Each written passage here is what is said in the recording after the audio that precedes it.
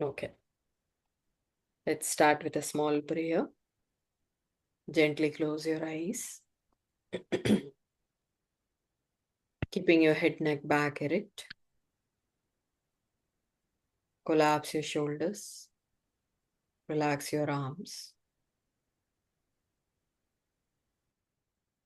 Observing your entire body, focusing on the gross layer of the body first. Rest it down peacefully. Let it not trouble you.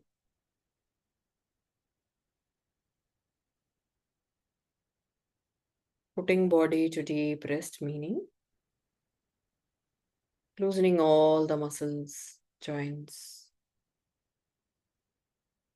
and relaxing them deeply.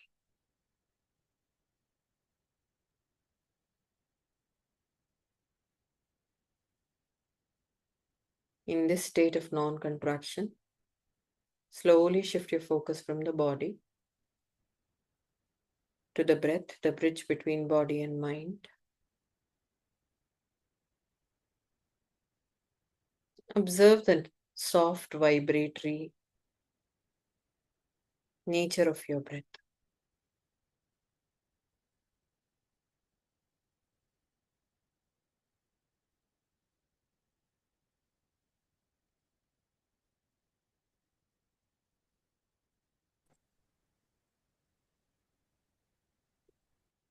And walking across this bridge, we move to the state of the mind,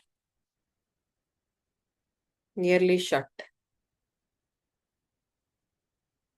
quiet as if,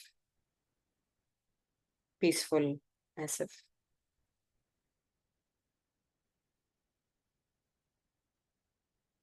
Try to ingrain yourself in the state.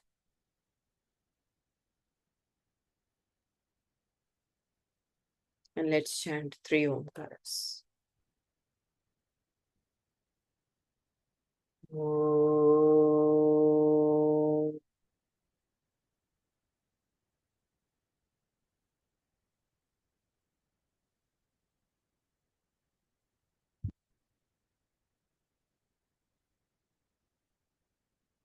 Om.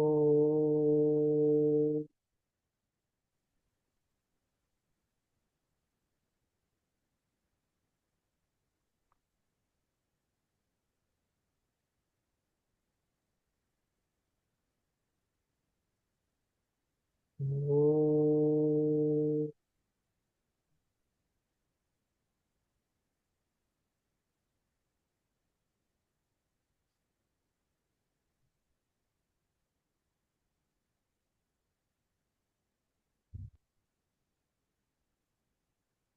Listen to the Dhyana Shloka.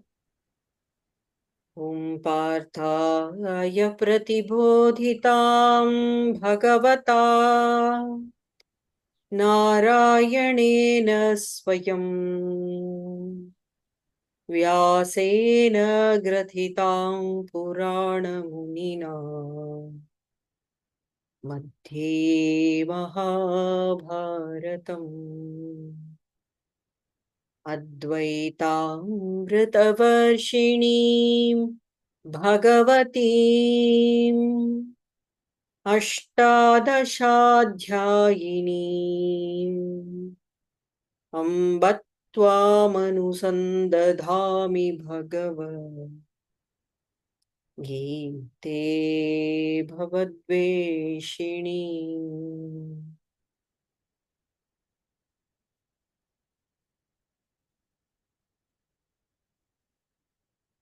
Simple Bhami.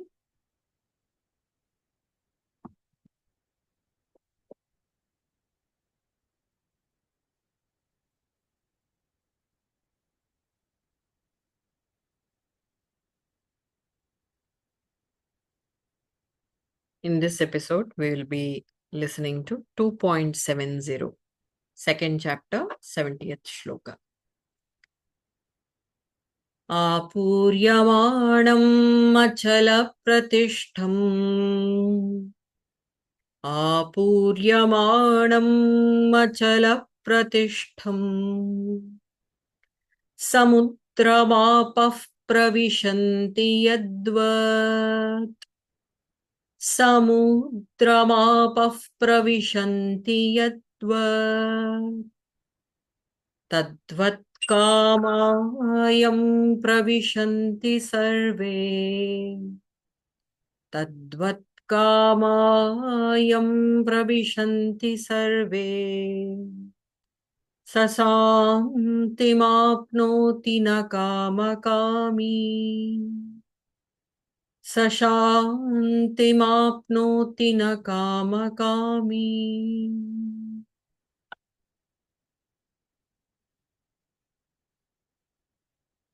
Shri Krishna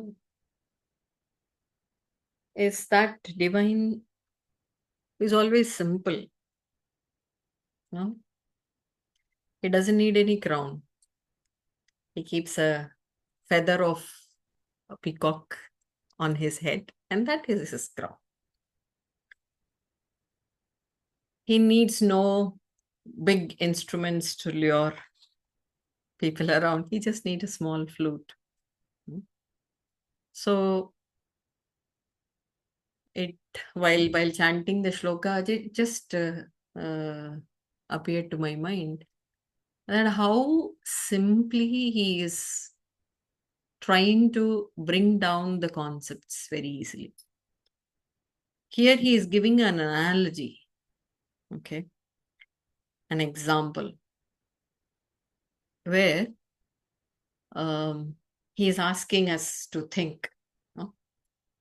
What happens when different rivers of different quantities of water, small, narrow, wide, big, huge, voluminous, flooding like, and sometimes just seasonal rivers which can dry out also, during summers. All of such rivers of different names, of different forms, of different colors, of different quantities, different nature. They all end up, pour all the water into samudra, ocean. What should happen if it is the law of physics that applies? The samudra, the ocean has to get tsunami every day, every moment actually. Not only every day, every moment. Like a small container. There's a big container. So you try to pour the small container into the big container. Another container, small container into that. And at one point, when you keep pouring it, it should overflow. Right? That is nature. That's natural. That is science. But look at this ocean, which moves beyond, goes beyond science. It is so deep. It is so deep that it can every moment embrace all the waters and still be in the limits.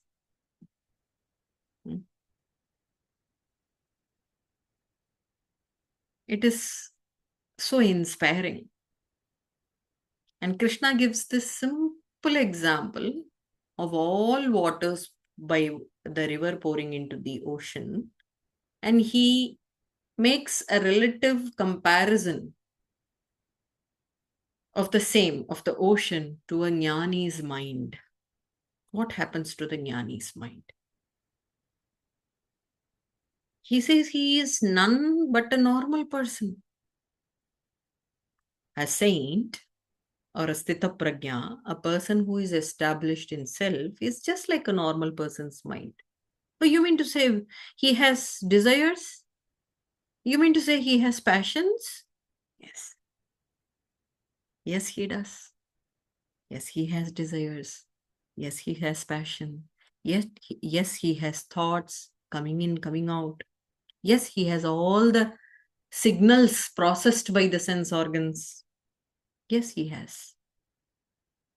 But his mind is unattached undisturbed like that ocean, what all quantities of gutter comes to it and goes by, how many names and forms it can carry, of whichever category it can be, whichever category of volume it can be. It can be less quantity, it can be fierce, it can be intense. He remains like an ocean, the depth of the ocean. In Hindi, we say Garima, Gambhirya. Samudra has a depth in its character. Ocean has a depth in its character. The depth, the profoundness is because he can make it not touch his mind. How is this possible? How is this possible? The first word says apuryamanam. Apuryamanam, that which fills up. Your heart fills up with desires, right? It is always filling up, one after the other. All selfish desires. It cannot be selfless. Will you think about nation? No, hardly. Only when the nation is in danger. Only when you know the nation is at war. Your life is at risk. Then you think about nation. All the desires that comes up in our heart is selfish. It fills up. When it fills up, what happens to a jnani? Achalaha pratishtam. He establishes himself in achala. It's a beautiful concept. What is achala? Achala, literal meaning being stability, stable. Achala can also mean mountain. Arunachala. Where do you see Ramana Bhagavan? In Arunachala.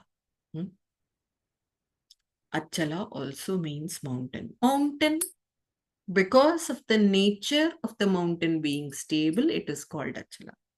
The stability, being mountain-like, is Achala. Okay. What in this universe is stable? What is that which is stable?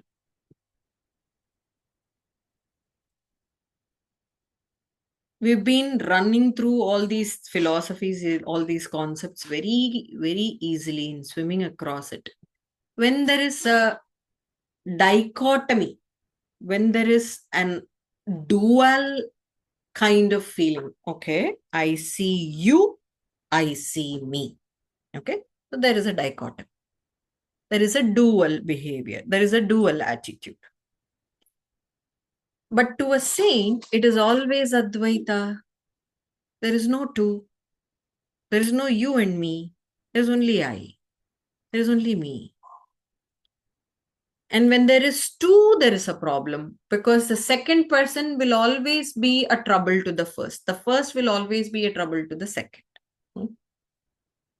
So there is always a trouble when there is duality, dichotomy. A person who is established in Atman, a person who is established in his real self, the Brahman, which is always stable, which is no two, which cannot change, which has no form to change, no? Is always established there in that stability. He can take up all the waters of a river, like a samudra, like an ocean. He remains undisturbed, even though there is inflow, surge of desires coming. He's always established in that self, in that divine, in that stable Purushottama, in the stable Purusha.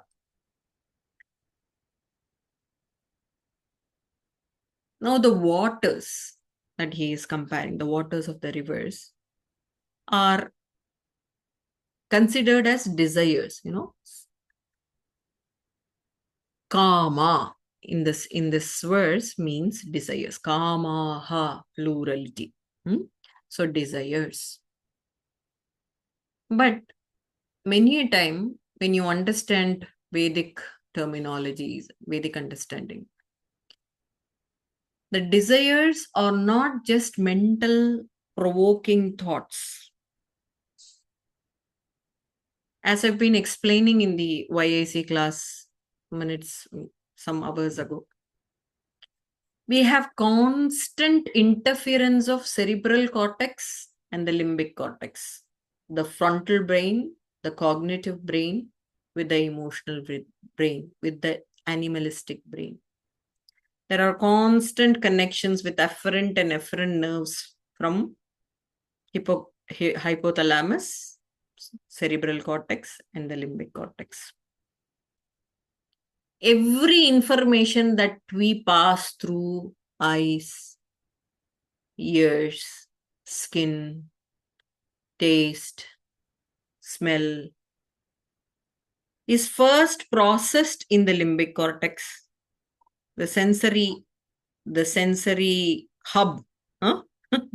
We should say the sensory hub is processed by the hippocampus and then also sent to the seat of all emotion, the hypothalamus. And then there is a connection with the logical brain, the cerebral cortex. So it is not only desiring every process of input through all the holes possible, is constantly forming images reflecting as thoughts inside, as desires inside. The more we see, the more we are at social media, the more desires occur. The more we hear about people, the more disgusting we feel about them. You try to understand the strong connection between the links of prana, the links. Here it is again prana, because utilization of sense organs involves lots and lots of processing, dear. Lots and lots of processing. You add value to that information. Okay, someone else is talking about Mr. Peter. Okay, it is just a gossip, but again, it gets implanted in you. Okay, Mr. Peter's activity makes you feel obnoxious, disgusted. Okay, again, there is a process happening. There is a mental implant already happening. So these are all forms of rivers that he is talking about. It might not necessarily be desire. It can lead to desire. It can also lead to that state, okay, I should not live like Peter. Don't act like Peter. No, these all things come, right?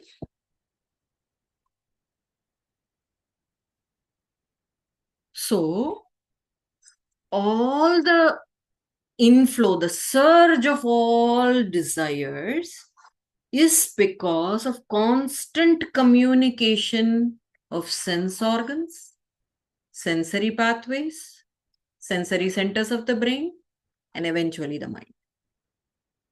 So all of these includes vyaya, expenditure of prana. And that's why by doing such menial activities, you feel drained. Oh, I need a cup of coffee. I need a cup of tea.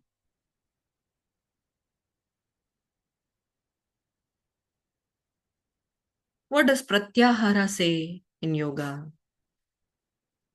Svavishaya asamprayoge chittaswarupa anukaraha iva indriyana.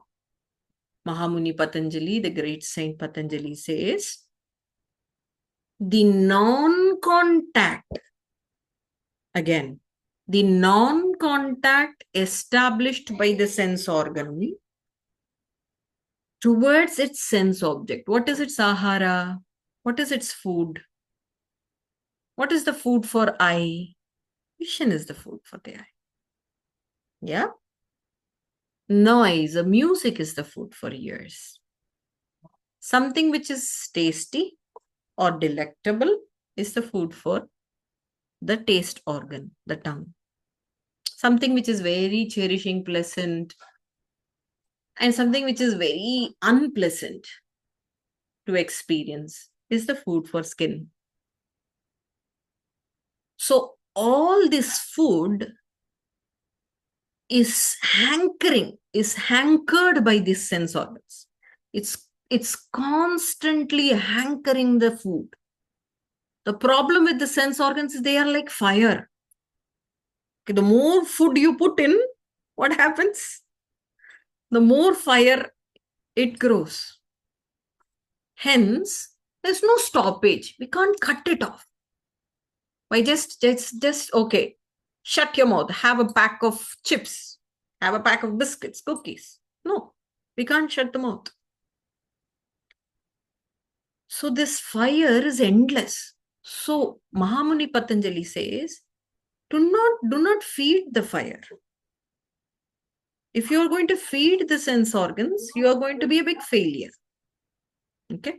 What you can do, maintain non-contact, which does not mean don't eat, don't walk, don't live in air-conditioned room, lie down on the ground on a mat, sleep. No, not like that. Don't mistake. The non-contact of sense organ and sense object means how you deliver your establishment of non-contact, which means you understand deeply the fact that you are not the experiencer.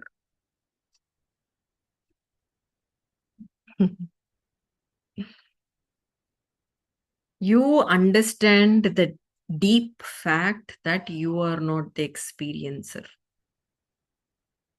There is where you build the dam, build the channel. Sva-vishaya asamprayoge, the non-contact with the vishaya, with the sense objects. Chitta swarupanukar. What happens then? Patanjali always gives the outcome also. He first makes us realize what is the process. How do you go about it? And then he also gives the outcome. What happens later on? While you slowly develop this detachment, the state of detachment, vairagya, by understanding I'm not the experiencer, hence there is this non-contact. Slowly, the mind moves to its original nature. What is original nature? Since 2 days, I've been mentioning this to all your IIC students.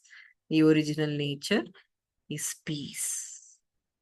Sashantim apnoti na kamakami. Sashantim apnoti.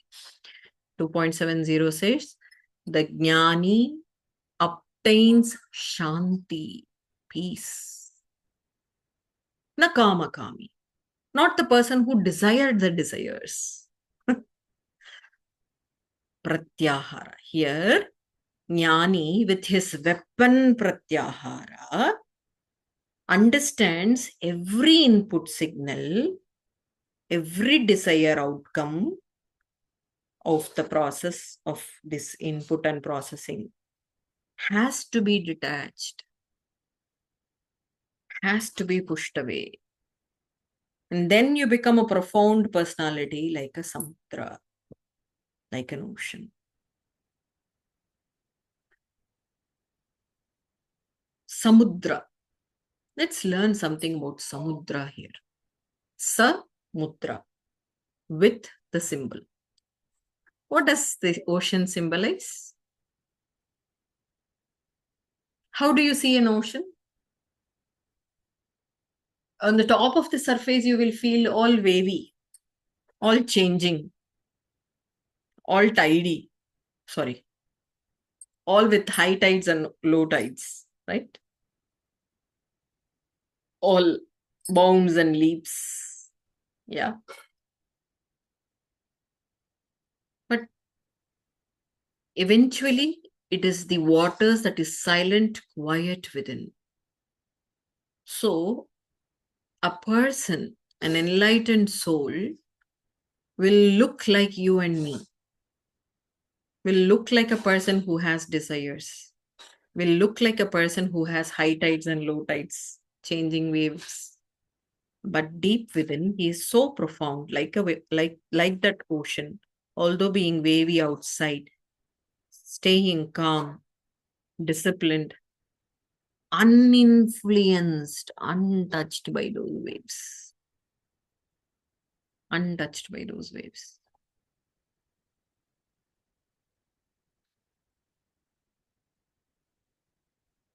Tadvat kamayam pravishanti. Similarly, what happens to a kami? What happens to a normal person who is the lover of the desires? What do we do when we have a desire? Desire to do YIC course, desire to do um, something of some worth so that I can prove myself to me, not for someone else, to prove myself. No? This is desire. This seems to be honest desire. Why should you get worried about an honest desire? Foolish is the person who understands that desires are honest. All desires, honest, dishonest, progressive, ill progressive, are all harmful. Are all harmful. Mark my words. We have already seen the same thing in Dhyayato Vishayan Pumsaha Sangasteshu Pajayate Sangat Sanjayate Kamaha Kamat Krodha Vijayate Krodhat Bhavati Sammoha Sammohat Spriti Vibrama Spriti Bhramshat Buddhinashaha Buddhinashat Pranashyati. We have already seen this, how series of desires leading to attachment leading to um, intense desires, again intense desires leading to anger leading to misery leading to delusions leading to loss of memory, loss of discriminative power. Loss of discriminative power leads to loss of what is called humanness in you. Bhagavan Shri Krishna says it is a huge cycle. Don't get into that. The start of which is desires, the start of which is overthinking. Even Lord Buddha says the same.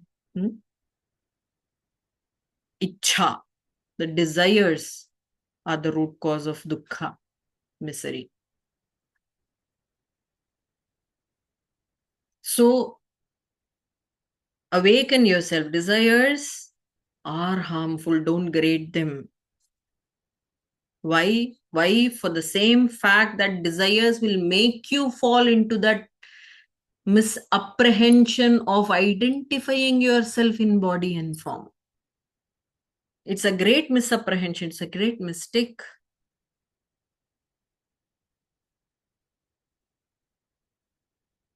What is the real identity? Real identity, sashanti mapnoti na kama kami. Shanti. Peace is the real identity. Being in that presence, Lucia nicely described the word as presence. Presence is that shanti, is that peace.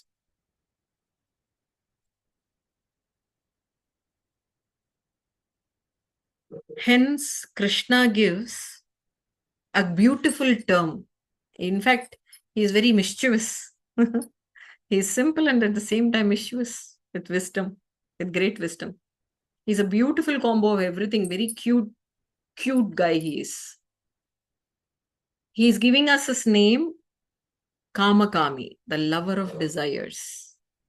The lover of desires will not have spiritual love.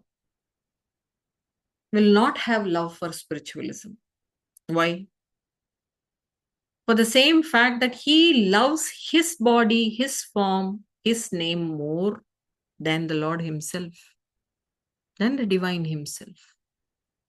Because after having established the fact, after having theoretically, categorically understood that we are nothing but divine fragments, not some Peter, some Rama, some Lalita, no. After having understood that categorically, but we fail in our actions, mentally, physically. And that shows how far we are serious about it. That shows how far we have taken the fact. It is just pleasing to ears, listening to Vedanta, listening to Gita. For 45 minutes, it gives me peace because there's so much of talk about inner self, wisdom, divine being, getting aligned with the truth, unearthing layers of consciousness. It's so beautiful to sound. Just listening is that okay? We're all hypocrites, he calls.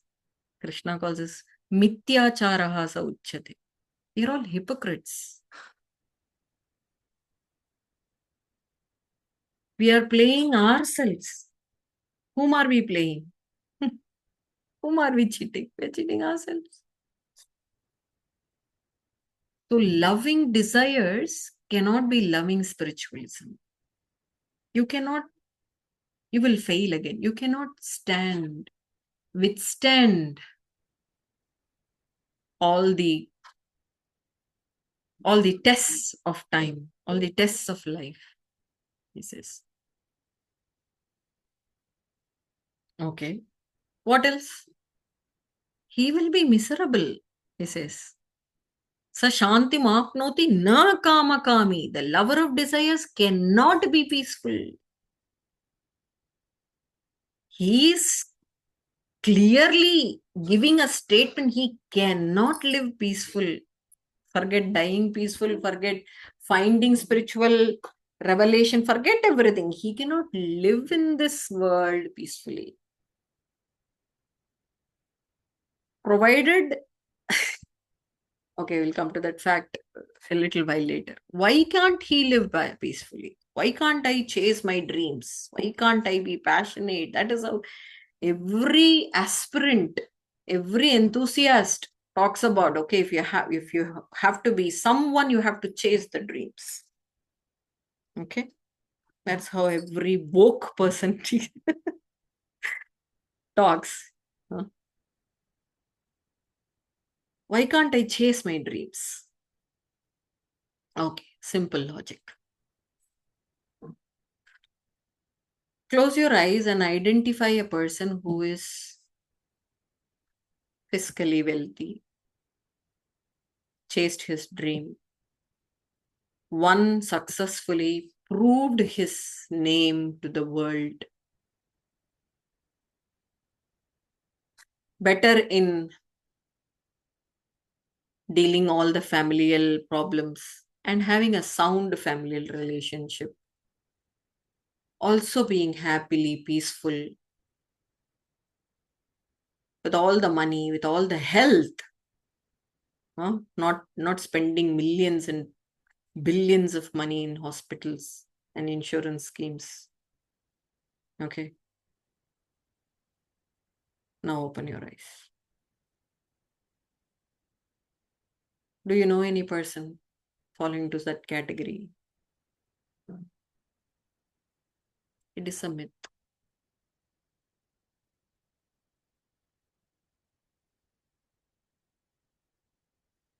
As I said, if you're going to feed your desires, you're just feeding the fire. Because the moment you feel, okay, when this problem is solved, I'll be happy. And then you are into that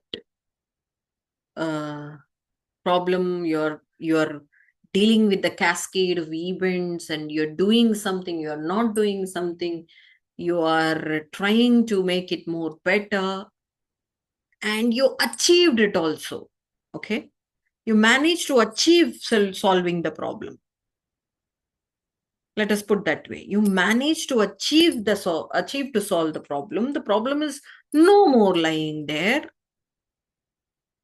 When you turn back and look at that spot, you will again see a hideous face smiling at you as problem sitting on the same spot, on the same seat.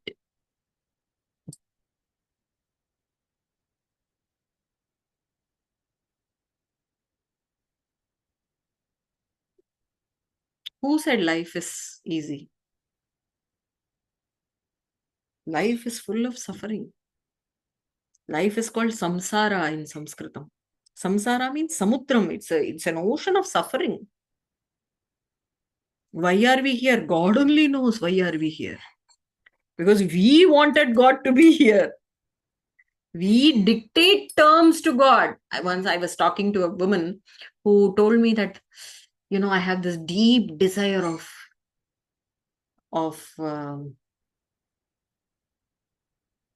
looking at the God eye to eye. I was very happy. Oh my God, after a long time, I could talk to a bhakta who wants Ishvara Sakshatkara, who wants real revelation. Huh? And then she said, which toppled my head down, heels over head over heels I was. She said, I have some questions for him. So, the problem is we don't discover Almighty. We don't discover that divinity. We don't want that to happen. Rubaru, that's what Urdu says. We don't want that happen as it is, just in front of us. We don't want that. But we still want to lay our foot on that misapprehension of body, name, form, identity, and then talk to God. We dictate terms. I tell you. We dictate terms.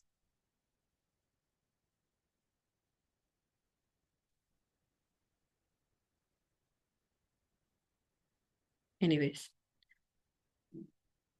So Kama Kami. We are such wretched fellows who wants to live life full of desires, and the life has only love, not with the lady love, not with the loved man, but with the love for all the desires that we plant.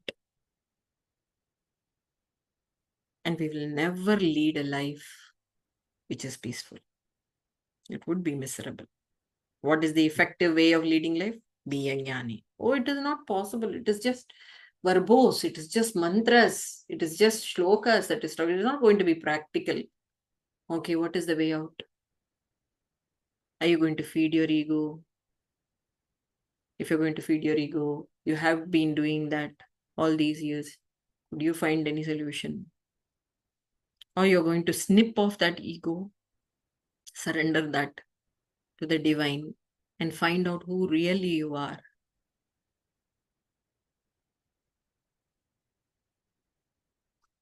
If that is not practical, then start exercising. I was just mentioning this in the YAC class. Start exercising, giving instruction to lungs. Okay, you give instruction to lungs. When you give instructions to lungs will inflate, lungs will deflate. Okay, because you are trying that part which is as impractical as inflating and deflating lungs according to your instructions.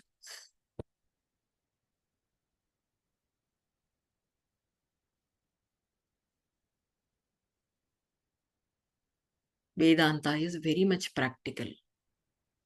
I'm not bragging. Yoga is very much practical. People say Vedanta is theory, yoga is practice. I find Vedanta also to be practical. If you cannot administer the values of wisdom in life, why else we are here? Not in the Swadhyaya session I'm talking about. Why else we are here? Why on earth we are here? What else we have to accomplish? What else is remaining to do, you tell me? All that work that we have already done didn't give us any satiety. Should we also lead the same life of a polar bear, of a squirrel? Or should we make a difference? Just because we are different from a polar bear and a squirrel. We have some amount of wisdom, we have some amount of intelligence, we have aspect of comprehending things.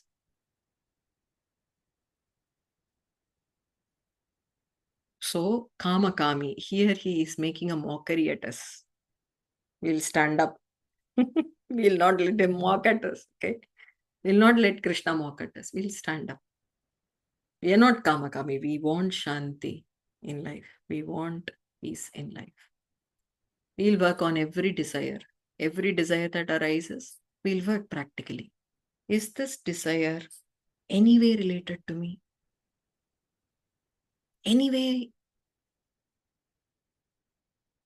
if it is not related to me, if it is just a coherence with my body, a coherence with my skill sets, a coherence with my an orientation to improve my profession, which is not me, why should I bother? Why should I give gravity to such feelings? Why should I get affected if desires are not accomplished? Asking those prime questions to your own self. Nobody here is going to prove anything to anyone. We are our own masters, we are our own disciples. We have to strike the ball in the play field, in the football field of our own. We are working here. We'll work mentally also. We'll work emotionally also. Yes, of course, physically. Yes. There are some deep down desires which is practically impossible for us to unearth. And that comes up in dreams sometimes. It comes up in dreams sometimes. Sometimes we murder some people, of which we know we are not going to kill anyone, but that amplitude of vasana, that amplitude of hurt and disgust is still there inside. So what do we do? Go to a hypnotherapist, seek his help. Okay.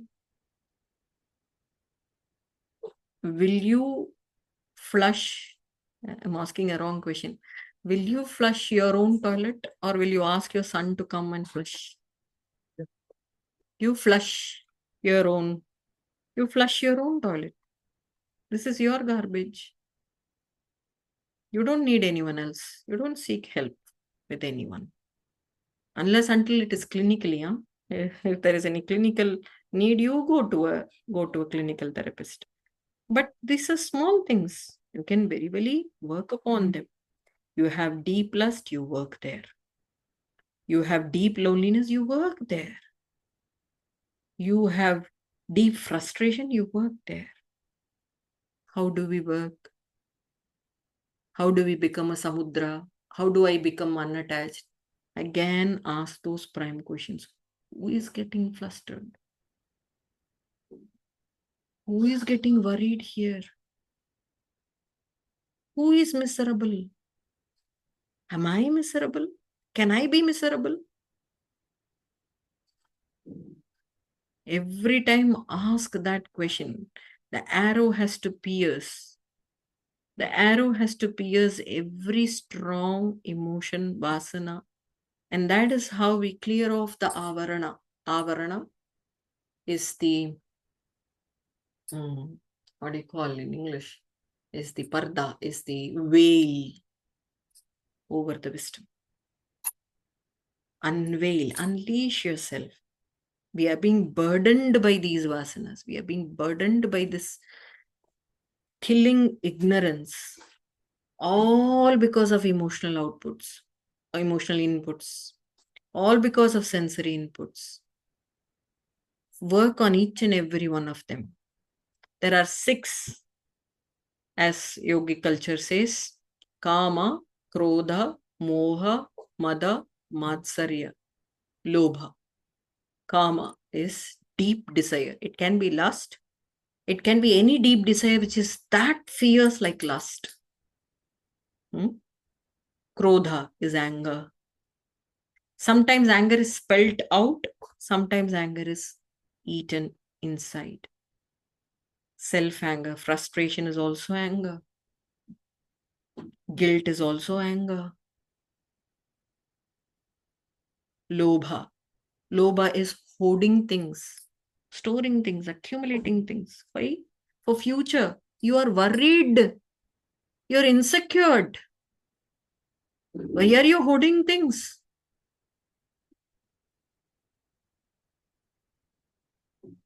You know what we do when some granny, some old person leaves the house, leaves the mortal body? First, give away their clothes, give away their things that they have been.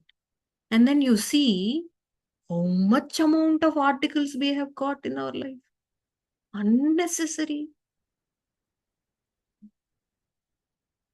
Why someone else have to talk ill about when we have left the body? Someone else will talk ill about us. Why do we have to do while we are living? Why become a nuisance to others? Even after leaving the mortal body, we become nuisance to others.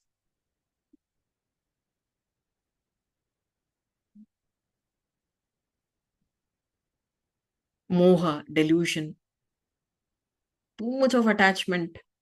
Khalil Gibran says, your children are not your children. You are just the bow and they are the arrows. They are meant to stay, go, travel far from the bow. They are sons and daughters of future. Their souls rest in future. And, oh, I'm missing the last statement. Very important. Just give me a moment. God has made you the bow to bend so that the arrow leaves far away. So you're here to bend. Yes, you bend. You have led the entire life. Now it's their time. They have to lead their own life. Lots and lots of attachment is with the kids only. It is very meager towards parents. It is high towards power, wealth. It is high towards self-identity, ego.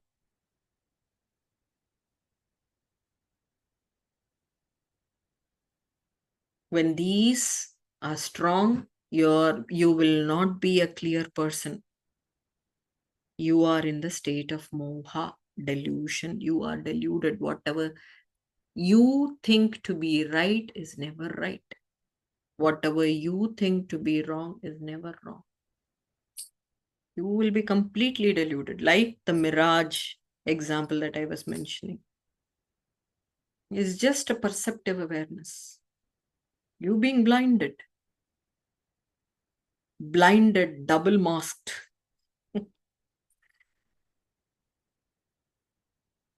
It is moha. Mada is jealousy. Matsarya is thinking too much about ourselves. Mada is thinking too much about ourselves, like being arrogant. I am no arrogant. Everybody says the same. I'm no arrogant. I'm very, very soft in speaking. But what do? We speak soft outside, arrogant inside. What kind of Controversy we create for our own life, huh? Hell for our own life. We are not what we are. Huh? While the six enemies are into the clutches, we are not what we are. Hence, we have to work on each and everything. Mada is arrogance and thinking too much about our own self. Matsarya is jealousy.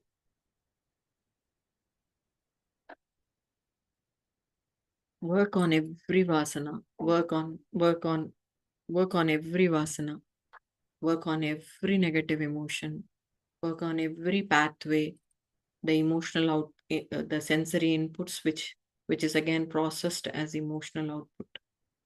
Work, work. Keep working until when? When will I accomplish? When will I get the revelation? The whole life you are going to work. The whole life we are going to work. I'll give you a I'll give you a soft excuse that I'm also with you in this journey. Hmm? The whole life we are going to work.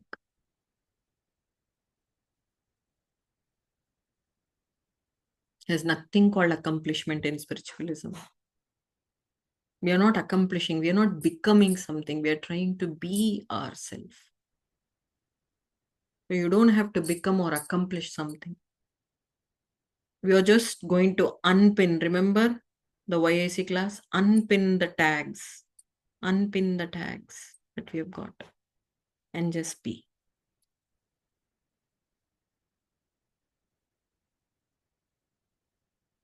And during this unpinning all the tags, the process itself is Shantimaya, is peaceful.